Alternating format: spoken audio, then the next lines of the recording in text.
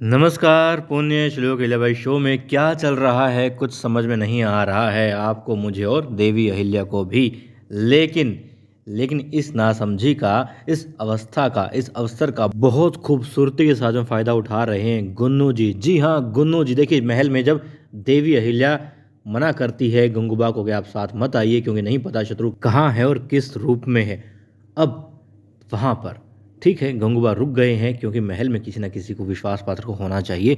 और द्वारकाबाई साहब देखती है कि गुन्नू जी की थोड़ी सी भी पूछ नहीं हो रही है, कोई उन्हें महत्व नहीं दे रहा है।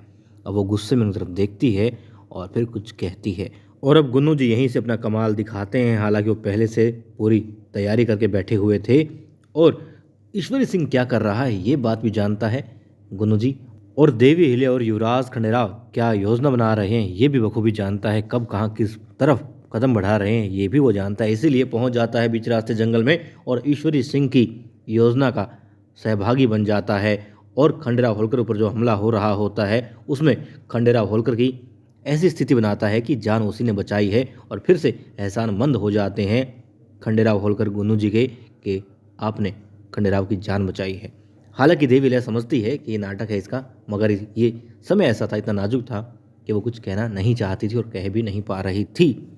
और अब गुन्नू जी उस सैनिक को भगा देता है जो ईश्वरी सिंह का था, कहीं भेद ना खुल जाए, मगर एहसान तो जता ही दिया है। और मन ही मन कहता है कि खंडेराव होलकर, अब मैं धीरे धीरे ऐसा करूँगा कि तुम्हें पता भी नहीं चलेगा कब तुम्हारे दिल में और मालवा राज्य में दरबार में पहले वाली स्थिति, कद पद सब प्राप्त कर लूँगा और तुम समझ नहीं पाओगे ये सब कैसे हो गया।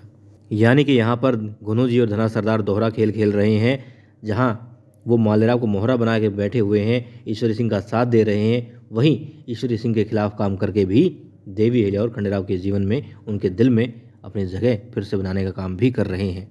क्योंकि यदि ऐसा कुछ हुआ कि ईश्वरी सिंह की योजना असफल रही तो कम से कम दरबार में, महल में तो गुन्नू जी अपना पहले वाला पद और कद प्राप्त कर ही लेंगे, भले राज्य प्राप्त ना कर पाएं। वाकई में बहुत शातिर हैं दोनों पिता पुत्र, बहुत चालाक, इसलिए दोहरी चाल चल रहे हैं।